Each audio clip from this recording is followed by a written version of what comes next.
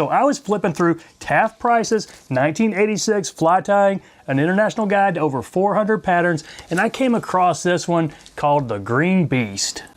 Now I love it when I come across a pattern that looks good, it's got a cool name, and it's not all that well known.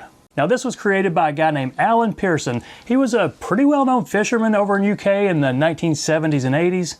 He published 3 books in that time, and I think the coolest of them is this one called Catching Big Trout. Now, if that outfit doesn't just scream 1970s fishing, I don't know what does. Now, Pearson was mostly a stillwater fisherman. He had a reputation for catching big fish in small still waters. And Price did say that this fly was tied probably to imitate an aquatic beetle larva. Now, those are some pretty big nymphs, but I think this fly might be more suited as a damselfly imitation. But either way, it's a pretty standard, what a lot of folks will call a 3-way nymph. It's got a tail, body, and hackle. And you can get a lot of mileage out of a simple pattern like this. Change the size, change a little bit of the materials, some of the colors, tail, body, hackle. You can imitate almost anything with this style of fly. Now this one, the Green Beast.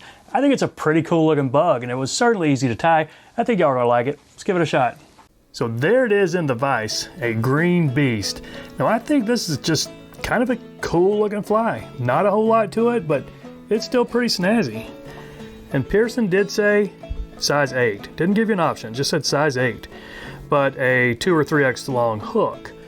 But if you don't have a size 8 in this, tie it smaller. Make it a 10, 12. There are no rules to this. I am going with a size 8 because I do have them. And a green thread. I'm going with a 60 denier. A 6/0. A little bit different from my standard 70 denier. Let's put a base down to the bend.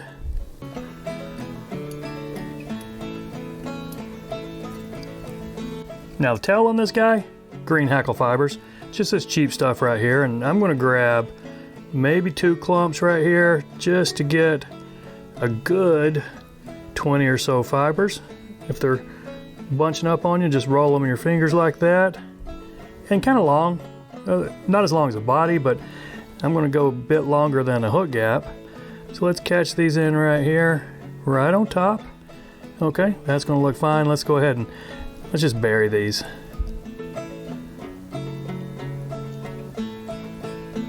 All right, that's going to be good enough. Don't worry about that fuzz. We got a big fuzzy body we're putting on in a second. So silver rib, let's catch this in. I'm going to catch it in pretty close to the front. Really, the only reason is that I won't create an extra lump here in the back. So let's take our thread to the back where we're going to catch in or start our body. Now I am going to start my body up front because I do want the front to be a little bit thicker. So I'm taking, this is a 4-strand yarn, and if I wrap this on directly, I think it would be a little too thick.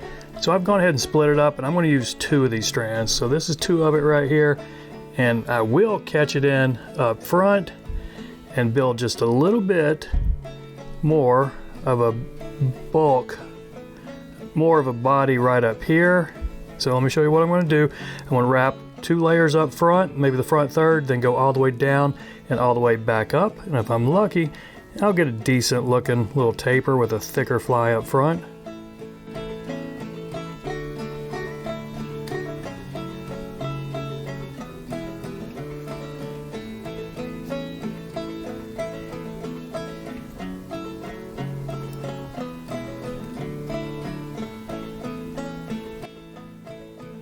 All right, we can live with that. It's not a beautifully tapered body right here, but it is definitely thicker up front.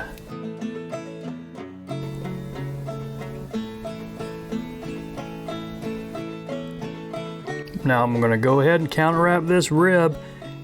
Just evenly spaced wraps. Doesn't have to be too many. I'd say 6 or so is going to be just fine for this size fly.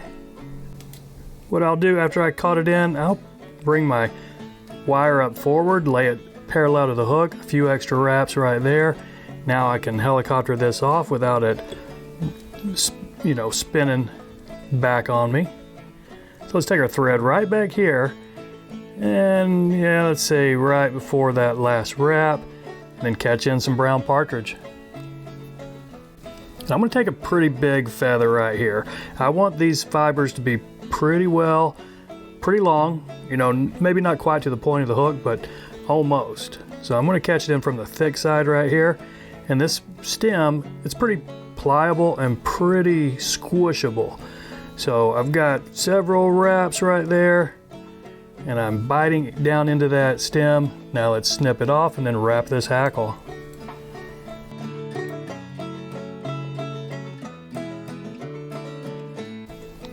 Now, I'd like to get 3 wraps on this. I don't know if I will be able to. We'll see what it looks like after 2 and how much stem I have left.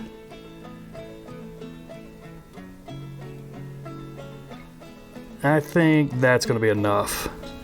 And I don't have a whole lot more to work with anyway. So let's catch this off with 2 wraps, then snip this and see what we got.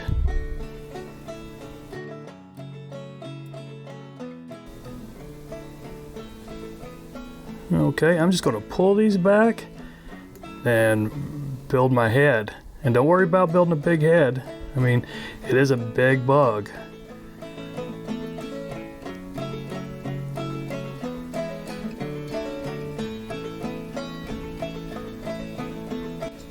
All right, I'm going to lead my thread toward the back of this head. Whip finish it right here at the back, maybe 4 turns.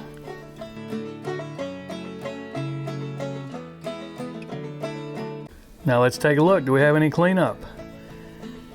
No, I think we're fine. This might be a little bit more hackle than I really needed.